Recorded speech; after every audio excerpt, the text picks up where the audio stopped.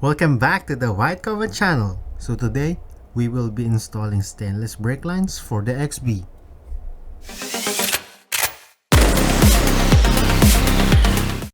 We ordered front and rear lines, but of course, what's more exciting is the free stickers it came with, right guys?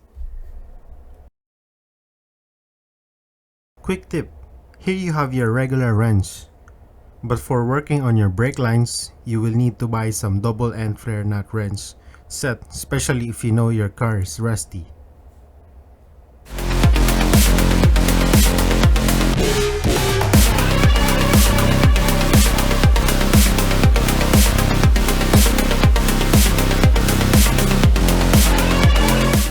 Here's the difference of the regular and double end flare nut wrench.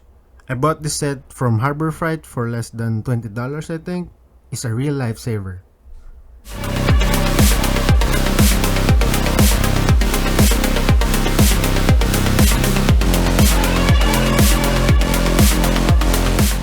Please use jack stands and tar chalk. Don't just rely on your jack, okay?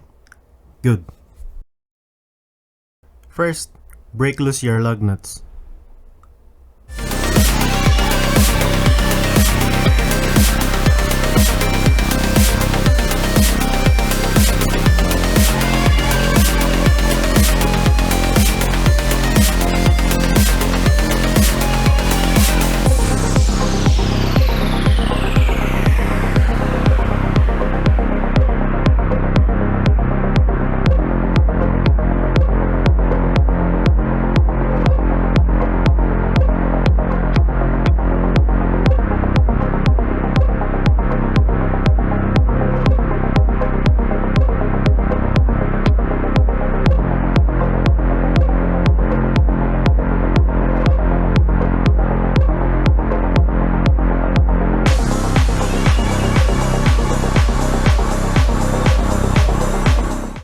Slide your jack and lift up the car.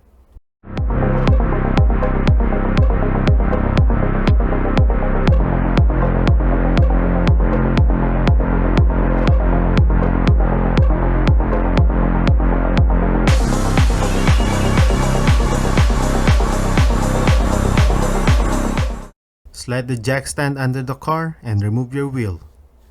Get some light so it's easier for you to work on the car.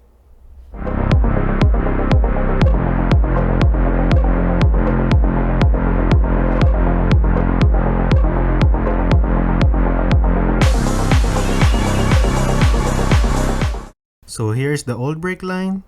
It has some cracks on the cover and it's a little squishy.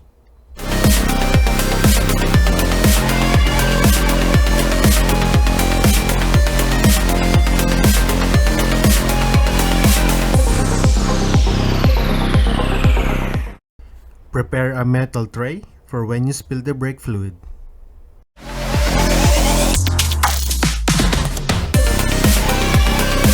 Crack loose the banjo bolt and drain the fluid.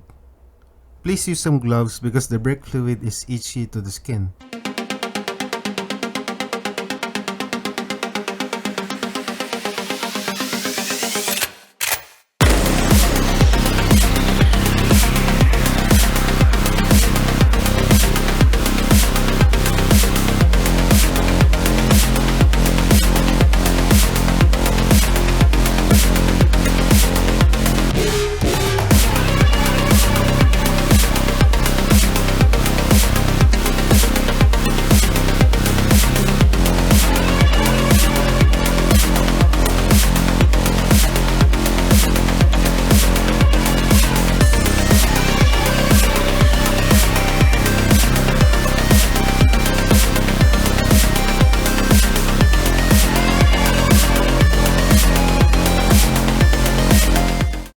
We need to remove this brake line fitting. This is where we should use the double end flare nut wrench. I was able to use regular wrench because my car isn't that rusted.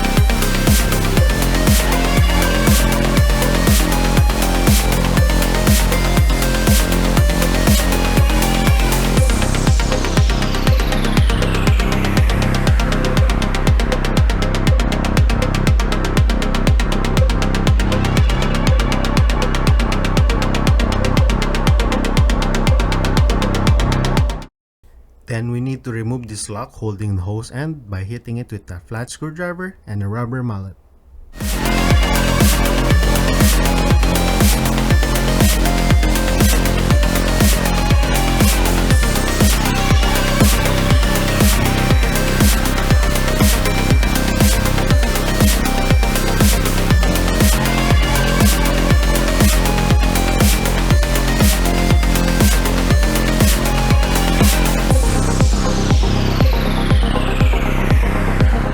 And then remove the bolt on the suspension holding the hose.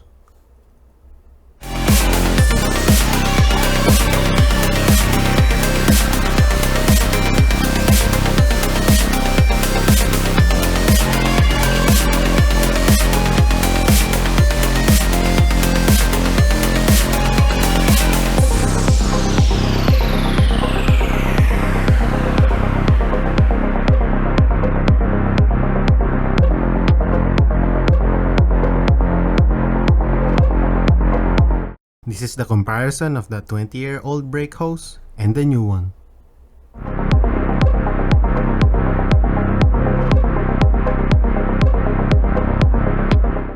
Let's now install the new brake line.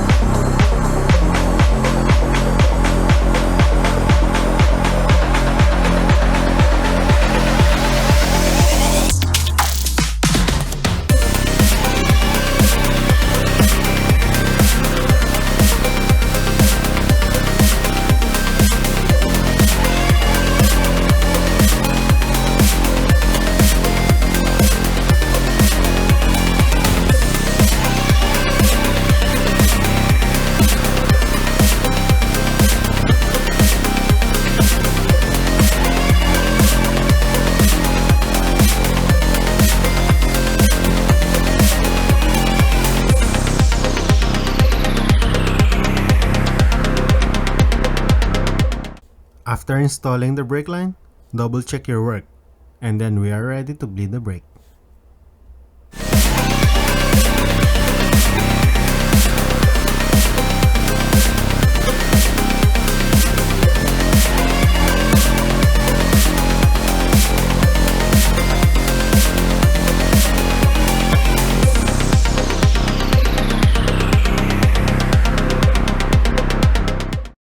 Get yourself a small hose and a bottle so the fluid goes there.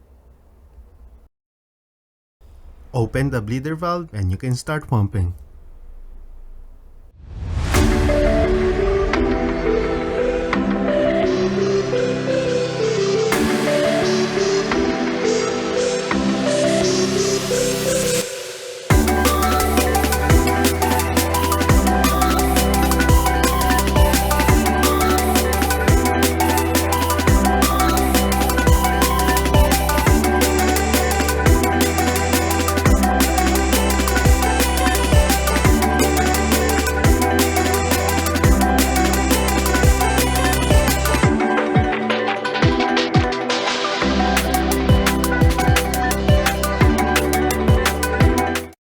This is usually a two-person job, but there is a trick to pump the brakes alone.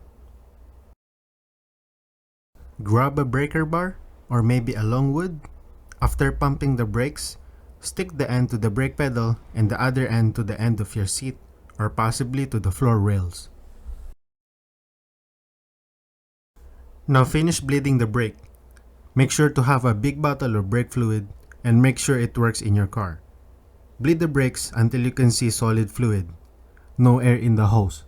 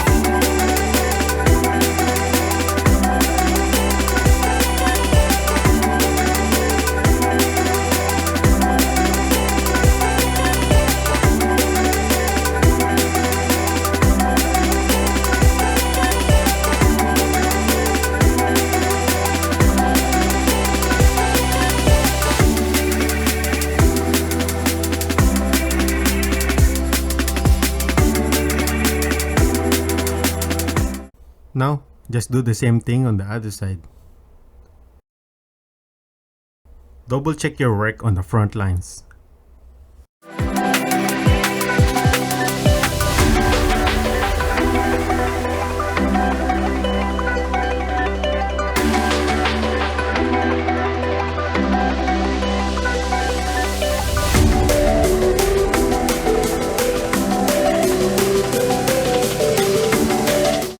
Install front wheels.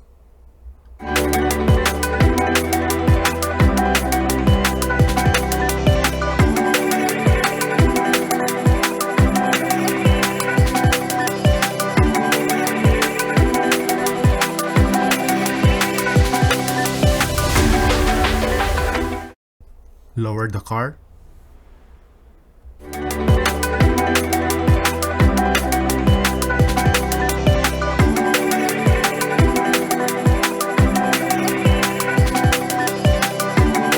Jack up the rear of the car. Don't forget to slide the jack stands.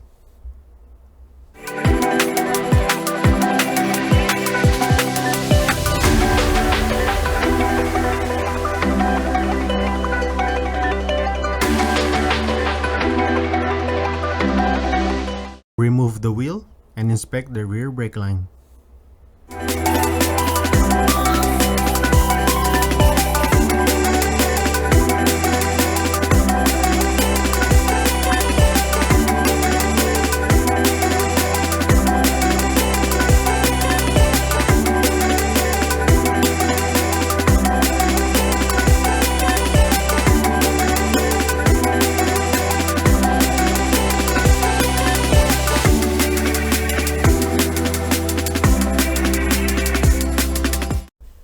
I know you guys will notice the puncture on my rear airbag. I already ordered a new one for that.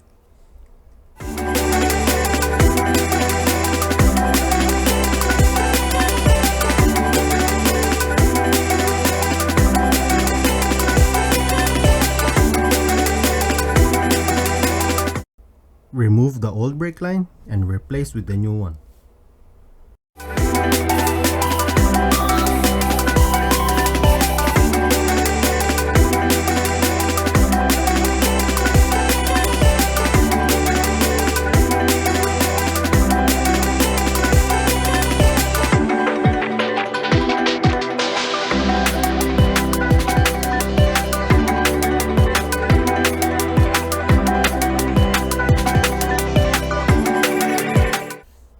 Bleed the brake. After that, do the same thing on the other side.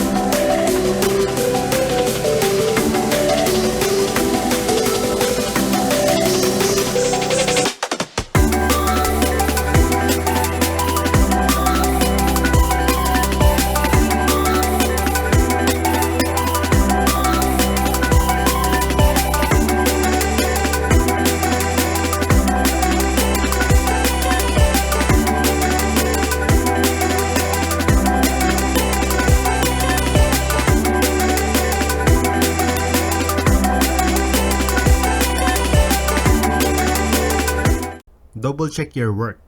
This is important because it's the brakes. You can push the pedal down and manually check if the brake calipers grabs the rotors on each side of the car.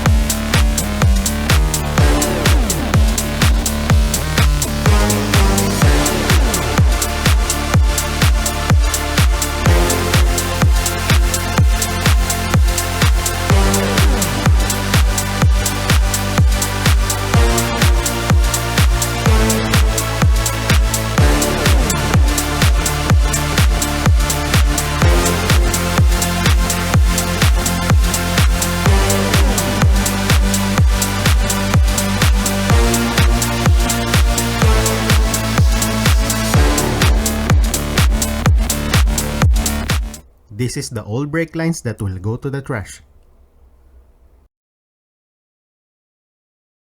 Install wheels.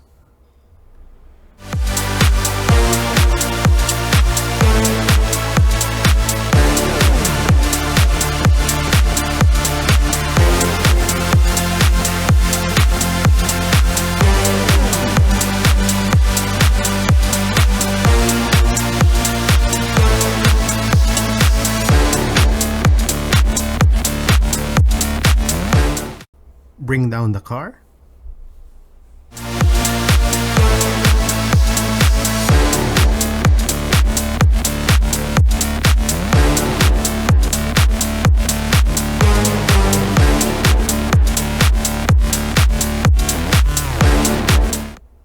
Tighten all the lug nuts to the correct spec.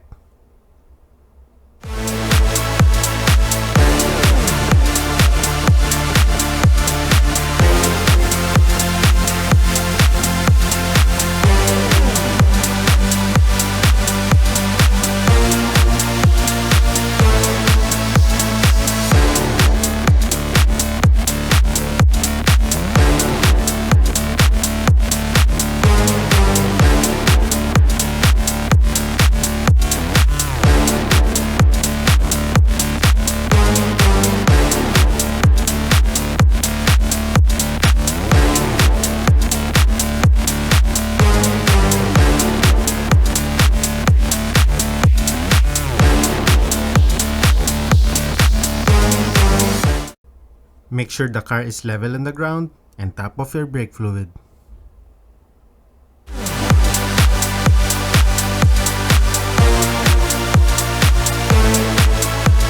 Now test the car and enjoy more braking power. If this helped, please hit like and subscribe for more car tips. See you on the next one.